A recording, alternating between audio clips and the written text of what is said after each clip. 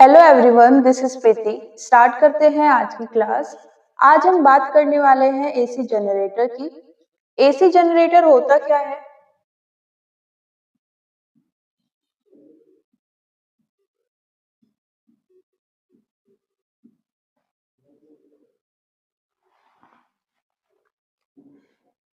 हम इस चैप्टर में इलेक्ट्रोमैग्नेटिक इंडक्शन को पढ़ रहे हैं। ये एक फिनोमिना है। ये किस किस तरह से यूज किया जा सकता है, क्या हमारे पास फॉर्मूलाज होंगे, कौन से एक्सप्रेशंस हम यूज करते हैं, वो सब हम इस चैप्टर में पढ़ रहे हैं। एसी जनरेटर एक मोस्ट इंपोर्टेंट एप्लीकेशन है इस फिनोमिना की। एसी जनरेटर को ऑपरेट करने के लिए हम जो अरेंजमेंट करते हैं उसमें जो प्रिंसिपल हम यूज करते हैं वो होता है इलेक्ट्रोमैग्नेटिक इंडक्शन। इसका वर्क क्या होता है? एसी जनरेटर को हम यूज करते हैं करंट प्रोड्यूस करने के लिए। ओके, और हमने बोला क्या कि हमारे पास प्रिंसिपल कौन सा रहता है? Electromagnetic induction.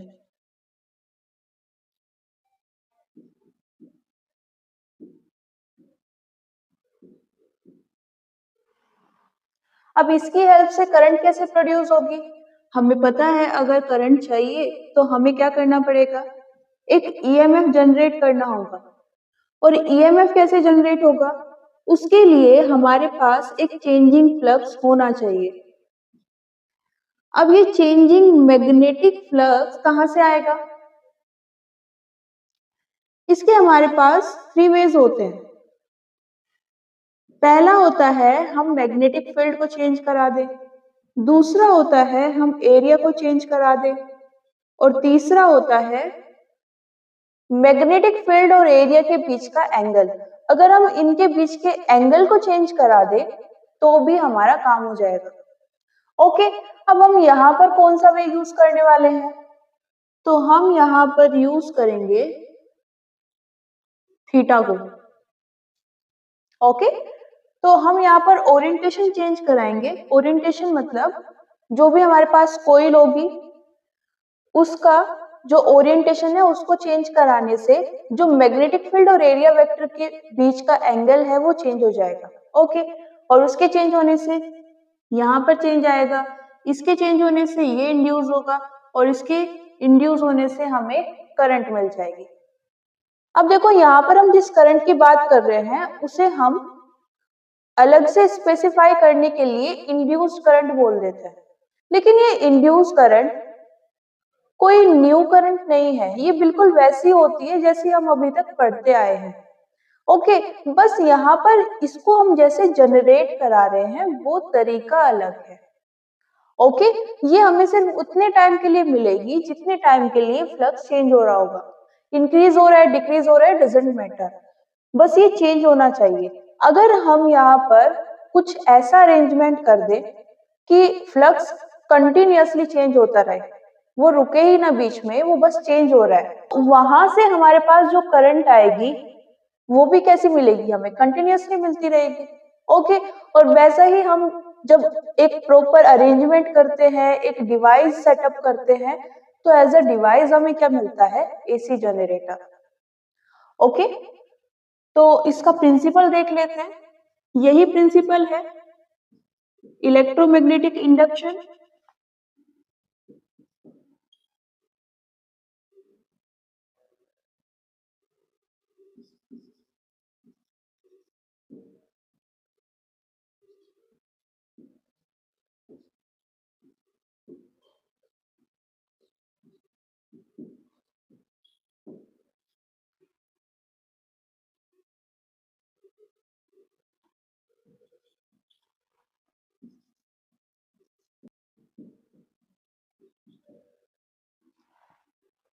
ओके, अब यहाँ पर और क्या होता है? इसको हम एनर्जी के टर्म्स में भी जानते हैं। कैसे?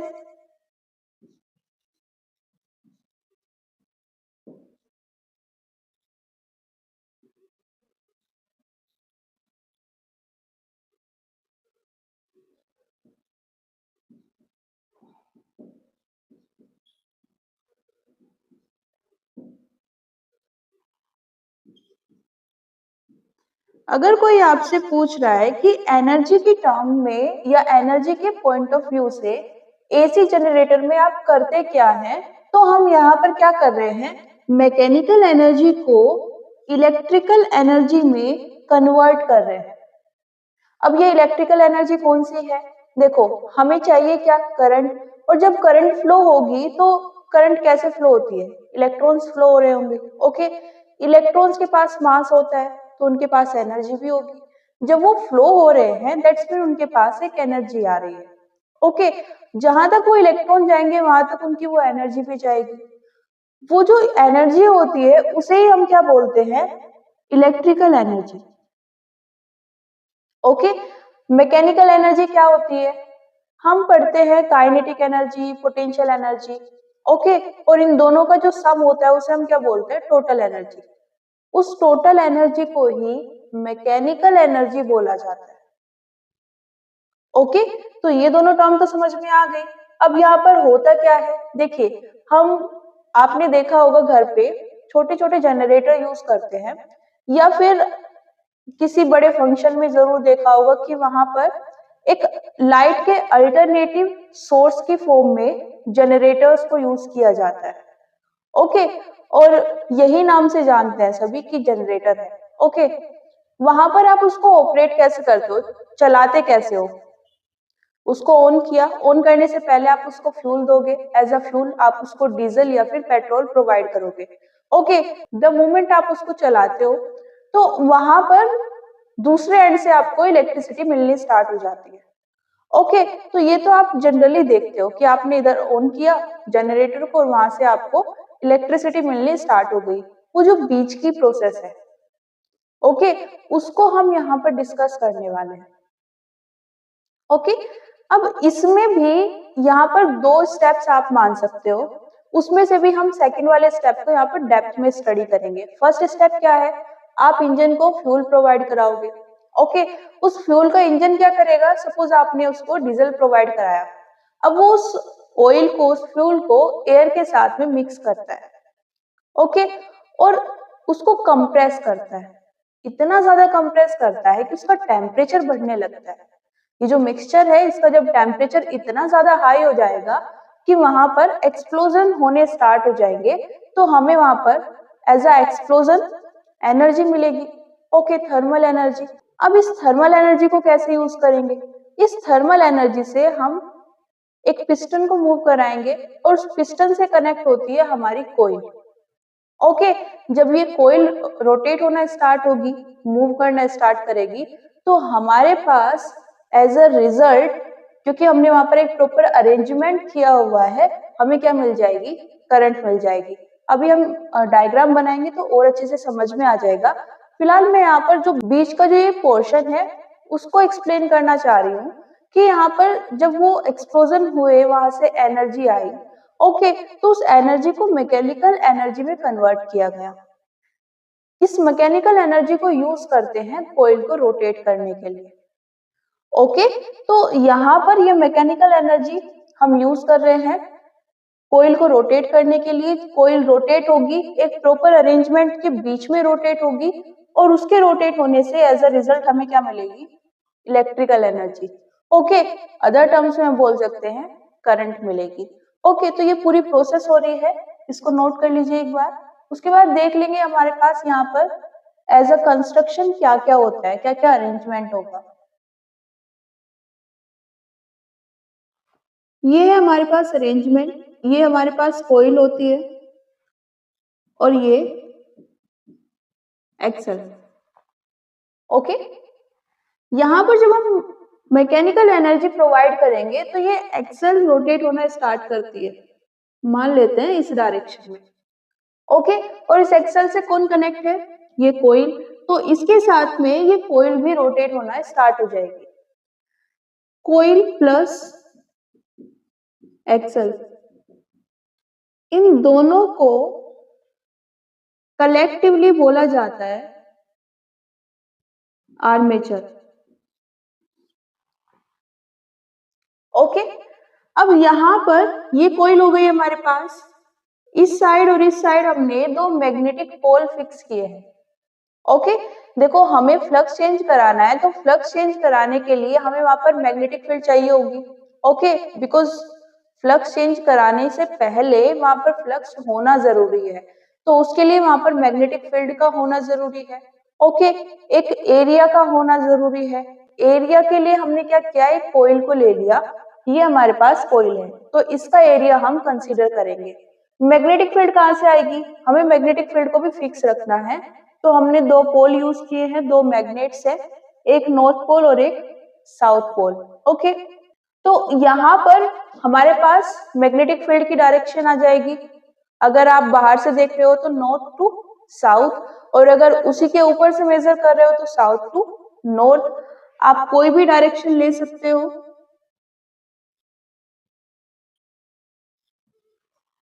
ओके, दोनों से आप कैलकुलेशन कर सकते हो, दोनों से करेक्ट रिजल्ट आएगा। बात करें एरिया की, एरिया वेक्टर कहाँ पर आएगा, एरिया वेक्टर हमेशा सरफेस के परपेंडिकुलर रहता है, तो ये हो जाएगा हमारे पास area. Okay, sorry, area vector, इसको हम इस तरह से डिनोट कर सकते हैं, एरिया वेक्टर। ओके, और मान लेते हैं हमारे पास जो मैग्नेटिक फील्ड की डायरेक्शन है वो क्या है, ये है। ओके, अब नीचे आते हैं थोड़ा, यहाँ पर ये हमने यूज किए हैं स्लिप रिंग्स, और साथ में ये है हमारे पास कार्बन ब्रश। अब ये हमने क्यों यूज किए हैं, देखो फर्स्ट थिंग, यहाँ पर जो कार्बन ब्रश होंगे वो फिक्स रहते हैं, और स्लिप रिंग्स कोइल के साथ में रोटेट होती है। ओके, देखो यहाँ पर मान लेते हैं हमने फ्लक्स चेंज करा दिया, उसके चेंज होने से ईएमएफ इंड्यूस हो गया, उसके आने से यहाँ पर क्या आएगी, करंट आएगी। ओके, लेकिन करंट को वहां से हमें एज अ आउटपुट लेना है। ओके, तो उसके लिए हमें वहां पर एक सर्किट ड्रॉ करना होगा, एक प्रॉपर प्लेस डिजाइन करना होगा जहां से हम आउटपुट को ले पाए विदाउट एनी लॉस। तो यहाँ पर हमने ये डिजाइन किया है जहां से हम आउटपुट को लेंगे, कलेक्ट करेंगे। ओके, उसके लिए यहाँ पर हमने कार्बन ब्रशेस को रखा है जो फिक्स है। ओके, यहाँ पर स्लिप रिंग्स का क्या काम है, ये कोइल के साथ में कनेक्ट रहती हैं और कोइल के साथ में रोटेट होती रहेंगी, तो जितना भी वहां पर ईएमएफ जनरेट होगा वो कंटिन्यूअसली स्लिप रिंग, क्योंकि वहां पर कनेक्ट है, तो इस कनेक्शन की वजह से किसके पास आती रहेंगी, कार्बन ब्रश के पास। ओके, और वो उसको कहां पर आगे फॉरवर्ड कर सकता है, एज अ आउटपुट जो हमारे पास सर्किट है वहां पर। ओके, तो ये पूरा अरेंजमेंट है, यहाँ पर स्लिप रिंग्स फिक्स रहेंगी, सॉरी मूव करेंगी, कार्बन ब्रश यहाँ पर फिक्स रहेंगे, और इनको यूज किस लिए किया जा रहा है, ताकि जो हमारे पास आउटपुट है वो लॉस ना हो, हमें कंटिन्यूअसली पूरा आउटपुट मिल जाए। ओके, तो ये हो जाती है यहाँ पर इसकी कंस्ट्रक्शन। वर्किंग की बात कर लेते हैं।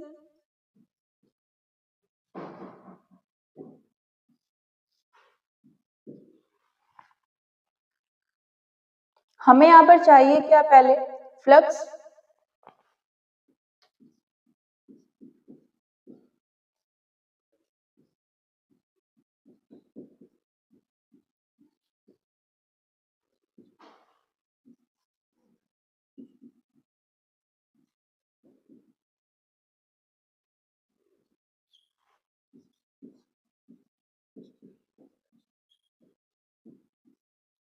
बी ए कोस थीटा, यही फॉर्मूला होता है।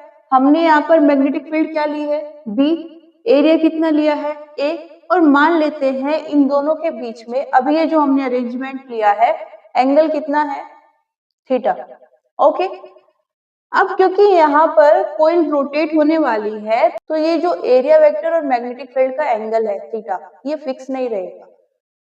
Okay,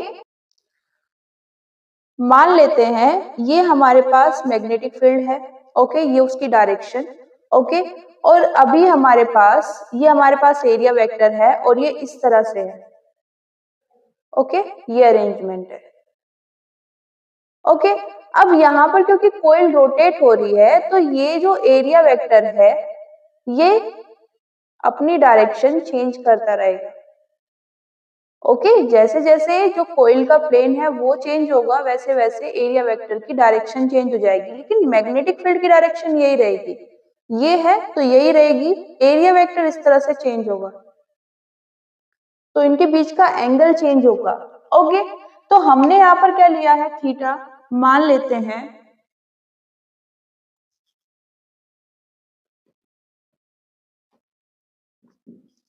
if coil is rotating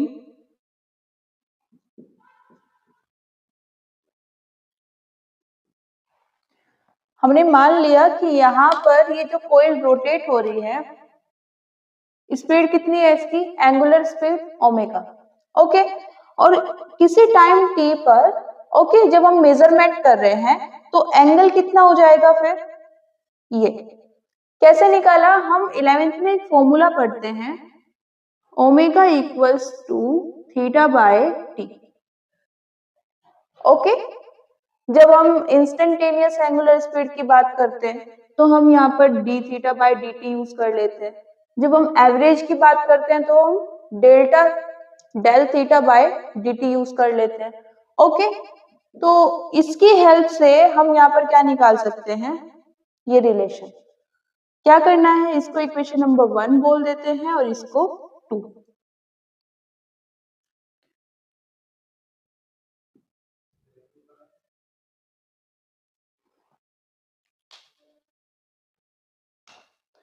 flux कितना आ जाएगा,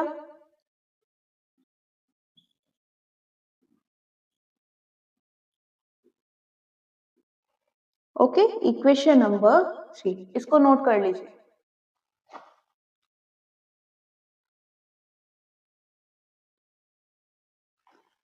आगे हम क्या जानते हैं, हमें ईएमएफ चाहिए फ्रॉम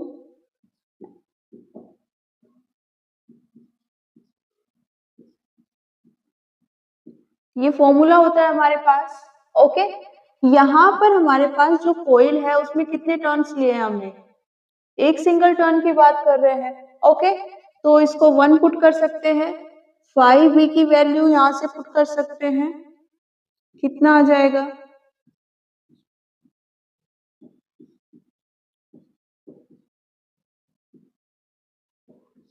तो अब हमें इसे डिफरेंशिएट करना है। ओके,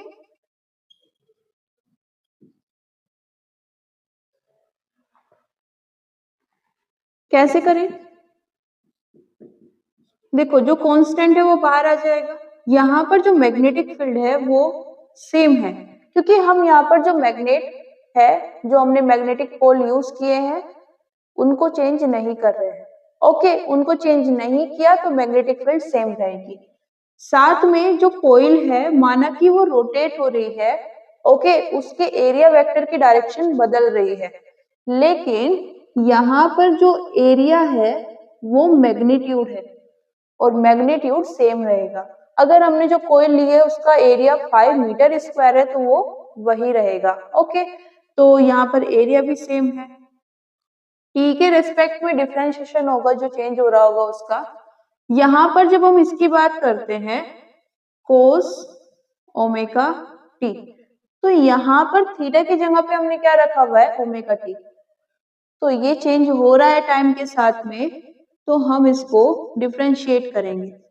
क्या आएगा डिफरेंशिएशन से, हमारे पास होता है cos A X D by D X, ये फॉर्मूला होता है।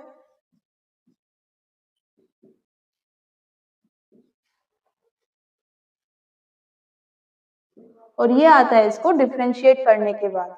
ओके, तो यहाँ पर क्या आ जाएगा, एक माइनस साइन पहले से है, एक यहां से आएगा प्लस हो जाएगा, तो ये हमारे पास आ जाता है एक्सप्रेशन। ओके, फाइनल एक्सप्रेशन है। जो हमें ईएमएफ चाहिए था, ईएमएफ के फॉर्म में हमारे पास क्या आई है, वोल्टेज आई है, ओके, और जब हम एक सर्किट में वोल्टेज प्रोवाइड करते हैं तो वहां से एज अ रिजल्ट हमें क्या मिलता है, करंट फ्लो। ओके, तो हम इस वोल्टेज को एज अ आउटपुट यहाँ से अचीव करेंगे। इस आउटपुट को जब हम एक सर्किट को प्रोवाइड करेंगे तो उसमें क्या होगी, करंट फ्लो हो जाएगी। ओके, तो ये हमारे पास है एक्सप्रेशन। इसको ग्राफिकली थोड़ा सा समझ लेते हैं, पहले इसको नोट कर लीजिए।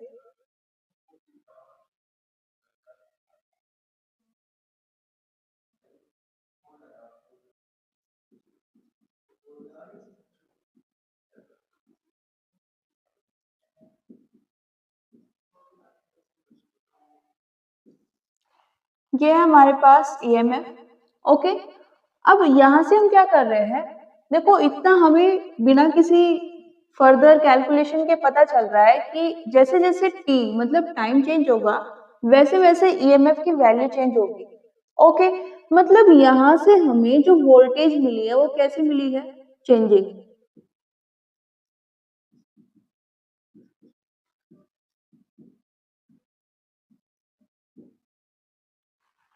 और हमें पता है ओम्स लॉ के अकॉर्डिंग V मतलब वोल्टेज डायरेक्टली प्रोपोर्शनल होता है करंट के।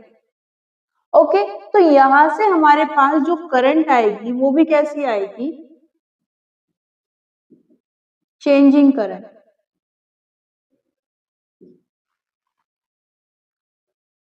ओके, फर्दर हम इसको ग्राफ से समझ सकते हैं, कैसे, पहले कुछ वैल्यूज निकाल लेते हैं। यहां पर ओमेगा टी रिप्रेजेंट करता है थीटा को। ओके, दोनों का मल्टीप्लाई करेंगे तो हमारे पास जो यूनिट आएगी वो किसकी होगी, एंगल की। तो हम यहाँ पर इसकी वैल्यूज जो लेंगे वो एंगल की फॉर्म में ले सकते हैं। ओके, 0 डिग्री एंगल अगर हम पुट करें तो कितना आएगा हमारे पास, यहां से बी ए ओमेगा साइन 0 कितना होता है, 0। अगर हम थीटा कितना ले ले, 90, और इसको पुट करें यहाँ पर कितना आएगा, साइन 90 कितना होता है, 1। तो यहां से कितना आ जाएगा, बी ए ओमेगा। कुछ और एंगल पर देख लेते हैं, थीटा इक्वल्स टू 180 कितना आएगा, साइन 180 कितना होता है, 0। तो ये भी कितना हो जाएगा, 0। थीटा इक्वल्स टू, अगर हम यहाँ पर 270 प्लेस करें तो कितना आएगा, साइन 270 होता है -1। तो ये कितना आ जाएगा, माइनस बी ए ओमेगा। ओके, इसके बाद क्या पुट कर सकते हैं हम, एंगल 360। साइन 360 भी कितना होता है, 0। देखो हम ये एंगल्स यूज कर सकते हैं, 0, पाई, 2 पाई, 3 पाई। ठीक है, इन सब में जो हमारे पास साइन आएगा वो कितना होता है, 0। ओके, अब अगर हम इन सब को एक ग्राफ में पुट करें तो वो ग्राफ कैसा मिलेगा हमें, थोड़ा आइडिया तो यहाँ से देखकर भी लग सकता है। साइन थीटा मतलब साइनोसोडियल ग्राफ होगा। ठीक है, अगर कोस थीटा होता तो कोसाइन फंक्शन आ जाएगा, तो उसके अकॉर्डिंग हमें ग्राफ मिलेगा। देखो साइन फंक्शन का हमेशा ग्राफ कैसा होता है, कुछ इस तरह, 0 से स्टार्ट होगा और फिर अपने पाथ को रिपीट करता रहेगा। अब अगर हम बात करें इसका 1 साइकिल कब कंप्लीट हुआ, देखो जब इसने अपने पाथ को फिर से रिपीट करना स्टार्ट किया, 0 से यहाँ तक गया, अभी तक कुछ रिपीट नहीं हुआ, बट इसके बाद ये रिपीट कर रहा है, तो यहाँ से यहाँ तक इसका 1 साइकिल कंप्लीट हो गया और इसने ये अपना दूसरा साइकिल स्टार्ट कर दिया। इसके बाद ये फिर से रिपीट करेगा अपने पाथ को, तो यहाँ पर इसका दूसरा साइकिल फिनिश हो जाता है। ओके, अगर हम बात करें, किसकी बात कर रहे हैं हम, साइन फंक्शन की। जैसे हम पढ़ते हैं ना साइन थीटा। ओके, अगर कोसाइन फंक्शन की बात करें, वो हमेशा स्टार्ट होता है नॉन जीरो वैल्यू से और उसके बाद वो अपने पाथ को रिपीट करता है, यहां से यहां तक। इसके बाद फिर इसने अपने पाथ को रिपीट करना स्टार्ट किया, तो इसकी वन साइकिल कहां तक कंप्लीट हो जाएगी, यहां तक। ये होता है हमारे पास कोसाइन फंक्शन। कोसाइन फंक्शन मतलब कोस थीटा, हमेशा ऐसा ही ग्राफ मिलेगा। ओके, अब वो आपके जो आपका जो फंक्शन है, ओके, उस पर डिपेंड करता है, क्योंकि देखो हमारे पास यहाँ पर सिर्फ साइन थीटा नहीं है, उसके साथ मल्टीप्लाई में और क्या आ रहा है, बी ए ओमेगा भी आ रहा है। ओके, तो यहाँ पर कुछ वैल्यूज चेंज हो सकती है, बट ओवरऑल जो आपको ग्राफ देखने को मिलेगा वो ऐसा ही होगा। ओके, इसको नोट कर लीजिए, उसके बाद इन वैल्यूज को यूज करके एक ग्राफ ड्रॉ कर लेते हैं।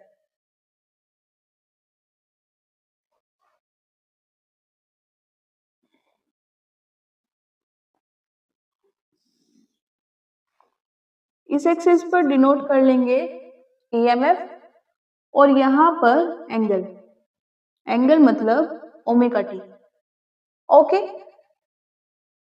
जब एंगल हमने 0 डिग्री लिया तो यहाँ पर वैल्यू कितनी आई थी, 0, तो फर्स्ट वैल्यू तो यहीं पर प्लेस होगी।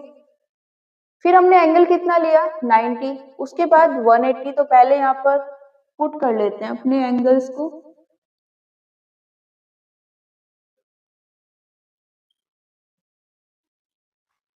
ये हो जाएगा हमारे पास 90, 180,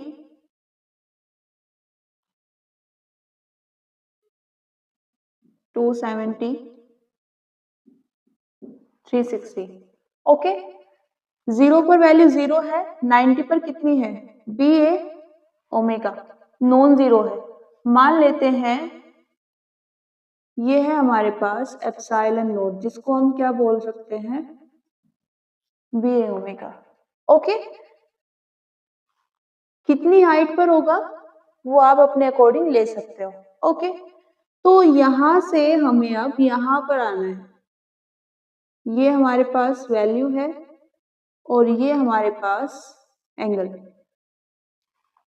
दोनों यहाँ पर इंटरसेक्ट कर रही हैं लाइंस, तो ये हमारे पास हो जाएगा नेक्स्ट पॉइंट, ये हमारा ग्राफ। ओके, थोड़ा सा कर्विकल लेना है क्योंकि साइन फंक्शन है, जब भी साइन फंक्शन होगा तो ग्राफ कर्विकल ही आएगा। ओके, उसके बाद कहाँ जाना है, 180 पर 0, ये एंगल है, 0 वैल्यू कहाँ पर आ रही है, इसी पर आ रही है, तो यहां पर मैच करेंगे। उसके बाद माइनस बी ए ओमेगा, देखो पहले बी ए ओमेगा था, जितनी हाइट पर हमने इसको लिया था उतनी ही लेनी है, लेकिन इस बार नीचे की साइड में आएगा क्योंकि नेगेटिव वैल्यूज है। ओके, ऊपर की एक्सिस पॉजिटिव, नीचे की नेगेटिव, तो ये कितना हो जाएगा, ओके, माइनस एप्सिलॉन नॉट भी लिख सकते हो। यहाँ पर ये हमारे पास एंगल है और ये वैल्यू, तो इस पॉइंट पर लेके आना है हमें ग्राफ को। ओके, उसके बाद एंगल कितना है, 360, 360 पर फिर से कितना हो जाएगा, ईएमएफ 0। ओके, इसके बाद हम आगे पुट करें अगर एंगल्स को, तो ये पाथ रिपीट होगा। हमने भी देखा था कि जब इस तरह की एक साइकिल बन जाती है तो वही कंप्लीट साइकिल होती है, किसके लिए, साइन फंक्शन के लिए। ओके, तो ये हमारी एक साइकिल कंप्लीट हो गई है।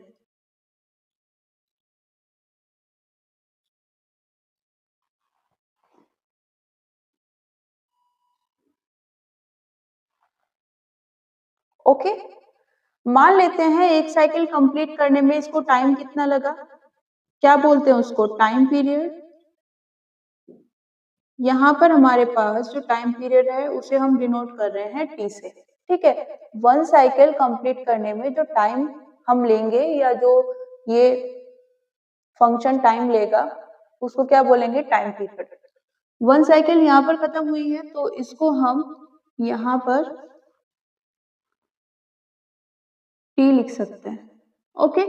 हाफ साइकिल कहाँ हुई थी, 180 पर, इसे क्या लिख सकते हैं, टी बाय 2, ओके। ये क्या हो जाएगा, टी बाय 4 और ये 3t बाय 2, ओके। अगर हम यहाँ पर t वाली वैल्यूज को यूज कर रहे हैं तो हम इस एक्सेस को बोलेंगे टाइम एक्सेस, फिर हम यहाँ पर इसको t से डिनोट करेंगे, ओके। अगर हम यहाँ पर एंगल्स यूज कर रहे हैं तो फिर हम क्या यूज करेंगे, ओमेगा टी या फिर थीटा, ओके। इसको नोट कर लीजिए। अब देखो यहाँ पर हमारे पास जो ईएमएफ आ रहा है, फर्स्ट थिंग ईएमएफ किसको रिप्रेजेंट करता है, वोल्टेज को, और जो वोल्टेज होती है उसकी कोई डायरेक्शन नहीं होती, पोलैरिटी होती है, ये पॉजिटिव है या नेगेटिव है, ठीक है। जैसे हम बैटरी यूज करते हैं, बैटरी में हमारे पास टर्मिनल होंगे, ओके, ये पॉजिटिव टर्मिनल, ये नेगेटिव टर्मिनल, ओके, डायरेक्शन नहीं होगी। अब यहाँ पर हमारे पास क्या हो रहा है, वैल्यूज तो चेंज हो रही है, ठीक है, वो हमें पता चल गया था इसको देख कर ही, ओके। 0 से वैल्यूज इंक्रीज होने स्टार्ट होंगी, फिर से कहां पर आ जाएंगी, 0 पर, तो इंक्रीज भी हुई और डिक्रीज भी हो गई। लेकिन इस पूरे पोर्शन में जो वैल्यूज है वो कैसी आ रही हैं, पॉजिटिव, ओके। अब क्या होगा, अब यहाँ पर जब ये ग्राफ आया इसका मतलब क्या है, यहाँ पर वैल्यू कितनी थी, 0, फिर ये फिर से इंक्रीज होनी स्टार्ट हुई, लेकिन इस बार नेगेटिव डायरेक्शन में। तो वैल्यूज तो अभी भी हमें मिल रही है लेकिन सब कैसी है, नेगेटिव। तो हमें यहाँ पर जो चेंजिंग पोटेंशियल मिल रहा है उसको हम क्या बोल सकते हैं,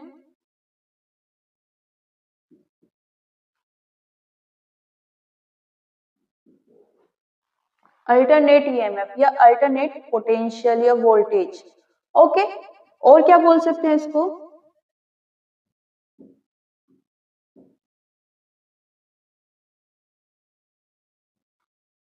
पीरियोडिक वोल्टेज या फिर ईएमएफ, ओके।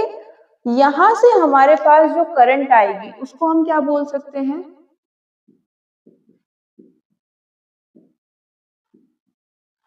अल्टरनेट करंट, इसी को शॉर्ट में क्या बोलते हैं, एसी। तो देखो इससे पहले हमें पता था करंट चेंज हो रही है बट हम उसको चेंजिंग करंट बोल रहे थे। अब क्योंकि ये यहाँ पर हमें जो पोटेंशियल मिल रहा है वो अल्टरनेट है तो उसके अकॉर्डिंग फिर हम उसको करंट को भी क्या बोल सकते हैं, अल्टरनेट करंट मिल रही है, ओके। मतलब उसकी डायरेक्शन चेंज होगी, यहाँ से यहाँ तक जब पॉजिटिव पोटेंशियल है तो उसकी एक डायरेक्शन आपको देखने को मिलेगी। द मोमेंट ये ग्राफ आएगा, ये वैल्यूज आएंगी, वो अपनी डायरेक्शन चेंज कर देगी, अब वो ऑपोजिट डायरेक्शन में आपको फ्लो होती हुई दिखेगी, ओके। पीरियडिक क्यों बोल रहे हैं, क्योंकि ये फिक्स पीरियड के बाद में अपने पाथ को रिपीट कर रही है, इसने टी टाइम लिया यहाँ तक आने में, ओके। अब ये फिर से अपने पाथ को रिपीट करेगी और फिर से टी टाइम ही लेगी, ओके। तो एक टाइम के बाद जब कोई अपने पाथ को रिपीट करता है तो जो पाथ होता है उसको क्या बोल देते हैं, पीरियडिक, ओके। इसको नोट कर लीजिए। तो हमने यहाँ पर स्टार्ट जब ये किया था तो हमने बोला था हमें करंट चाहिए, ओके। लेकिन हमें यहाँ पर कैसी करंट मिली, एसी, अल्टरनेट करंट। इससे पहले हमने अल्टरनेट करंट के बारे में नहीं पढ़ा था, हमारे पास हम बैटरी यूज करते थे, बैटरी यूज करने से हमें करंट मिलती थी और वो करंट हमेशा एक ही डायरेक्शन में फ्लो होती थी। अगर हमने बैटरी के टर्मिनल को ही हमने चेंज कर दिया, रिवर्स कर दिया तो हमें वहां पर रिवर्स डायरेक्शन देखने को मिलती थी। अभी हम क्या कर रहे हैं, हमने पूरा अरेंजमेंट किया हुआ है, हम सेम प्रोसेस को कंटिन्यू कर रहे हैं, लेकिन कुछ टाइम के लिए हमें कैसी करंट मिलती है, एक डायरेक्शन में, फिर उसके बाद कुछ टाइम के लिए हमें रिवर्स डायरेक्शन में देखने को मिलती है, और यही बार बार रिपीट हो रहा है। ओके, तो ये कुछ नई तरह की करंट थी और इसको क्या बोला गया, अल्टरनेट करंट। नेक्स्ट चैप्टर में हम इसी के बारे में सब कुछ डिस्कस करने वाले हैं। ओके, नेक्स्ट हमारे पास यहाँ पर आ जाते हैं टाइप्स।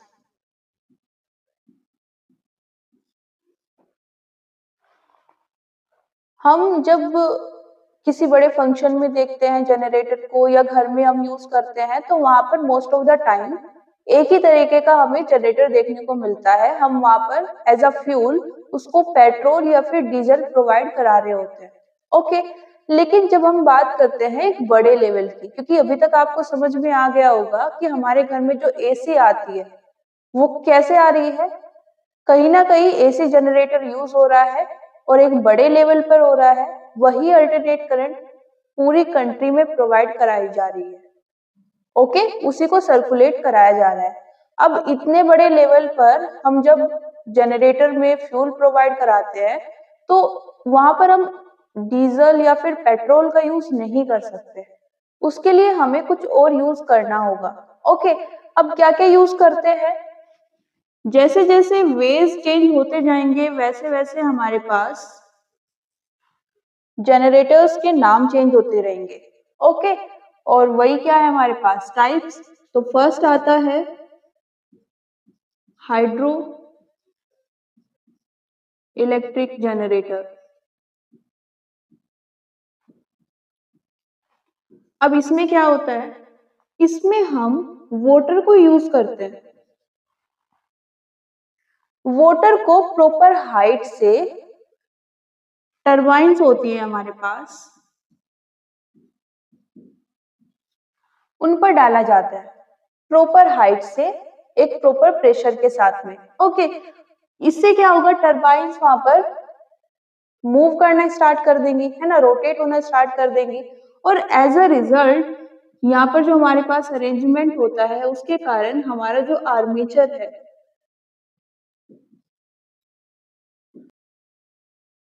वो रोटेट होना स्टार्ट कर देगा। द मोमेंट वो रोटेट हुआ आगे तो प्रोसेस हो ही जाएगी। ओके, तो यहाँ पर हम कोयल को किस तरह से रोटेट करा रहे हैं, उसको जैसे जैसे हम उस वे को चेंज करते हैं वैसे वैसे हमारे पास अलग टाइप आ जाते हैं।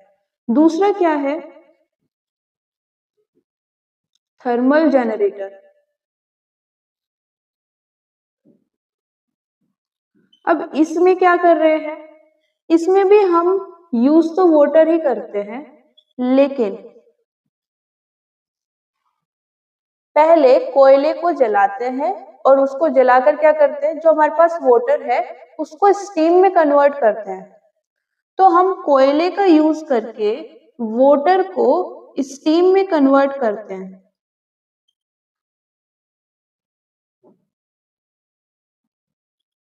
और फिर इस स्टीम को हाई प्रेशर से किसको प्रोवाइड कराया जाएगा, टरबाइन को, और ये मूव करेगी तो हमारे पास फिर से क्या आ जाएगा, जो हमारी आर्मेचर है वो भी मूव करना स्टार्ट कर देगी, रोटेट होना स्टार्ट कर देगी।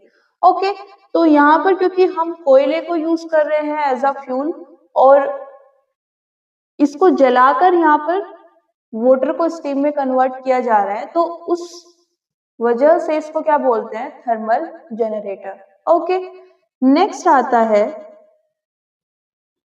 Nuclear generator. इसमें क्या होता है, यही सेम प्रोसेस होगी, वाटर है, वाटर को स्टीम में कन्वर्ट किया जाएगा, स्टीम को हाई प्रेशर से टरबाइन पर डाला जाएगा, वहां से जो टरबाइन है वो मूव करेगी और उसके मूव करने से आर्मेचर रोटेट होना स्टार्ट कर देगी। लेकिन एज अ फ्यूल कोयला यूज नहीं होगा, तो क्या यूज होगा,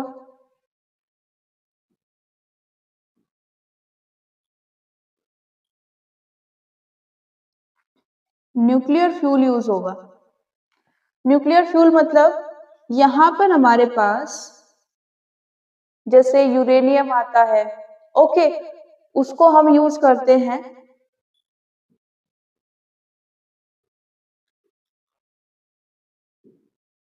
न्यूक्लियर फ्यूजन में, बेसिकली यूज होता है यूरेनियम, ठीक है।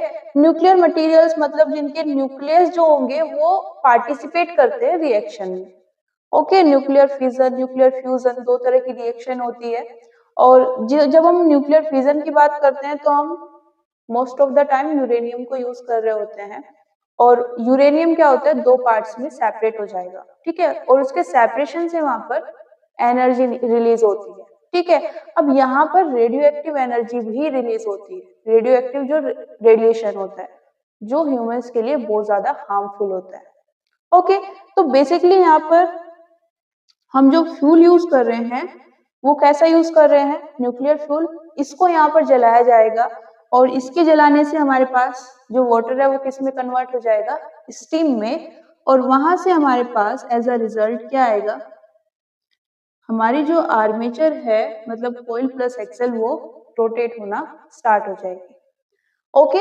ये तीन टाइप के जनरेटर हैं और हमारी जो कंट्री है उसमें इन्हीं तीनों तरीके से एक बड़े लेवल पर अल्टरनेट वोल्टेज को जनरेट किया जाता है और फिर उसे सर्कुलेट किया जाता है पूरी कंट्री में, ओके।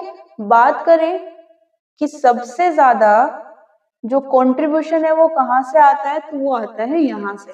पूरी कंट्री की जो इलेक्ट्रिसिटी है उसका जो मैक्सिमम पार्ट है वो कहाँ से आता है, इससे। कितना, 71%, ओके। इसको नोट कर लीजिए।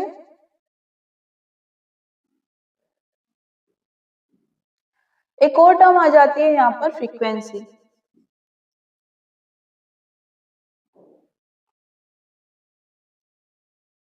अभी हमने बात की थी टाइम पीरियड की। टाइम पीरियड क्या था,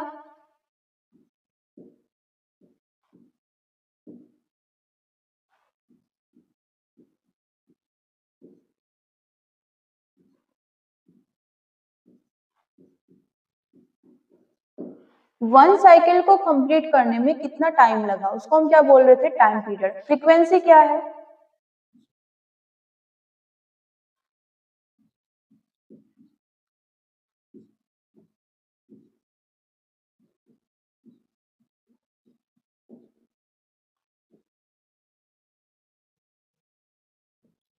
वन सेकेंड में कितनी साइकिल्स कंप्लीट हो रही है, ओके। उसको हम क्या बोलते हैं, फ्रीक्वेंसी।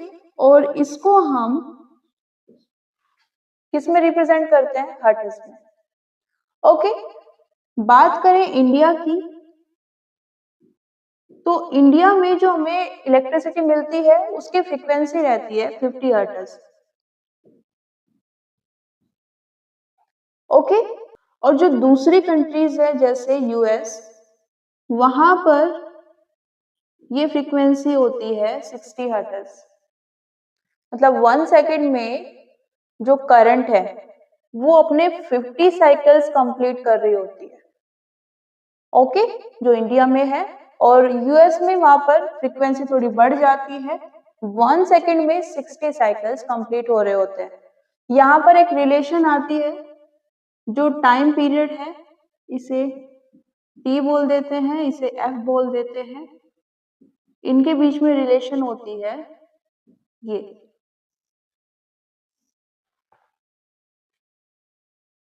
ओके। नोट कर लीजिए इसको। आज के लिए इतना ही, मिलते हैं नेक्स्ट क्लास में। Thank you everyone, see you soon.